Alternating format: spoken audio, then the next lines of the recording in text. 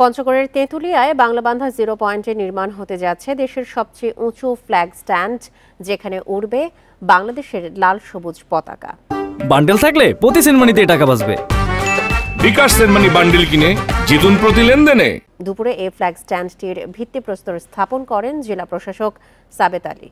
জেলা প্রশাসক জানান, বাংলাবান্ধা জিরো পয়েন্টের বিপরীতে ভারতীয় প্রান্তে প্রায় ১০০ ফুট উচ্চতার একটি ফ্ল্যাগ স্ট্যান্ডে ভারতীয় পতাকা উড়ানো হয়, কিন্তু বাংলাদেশ প্রান্তে সেভাবে পতাকা উত্তোলনের কোনো ব্যবস্থা ছিল না।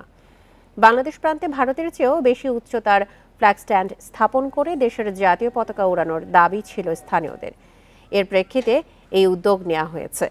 এর পাশাপাশি গেট নির্মাণ ও সৌন্দর্য বর্ধনের কাজও চলবে বলে জানান তিনি।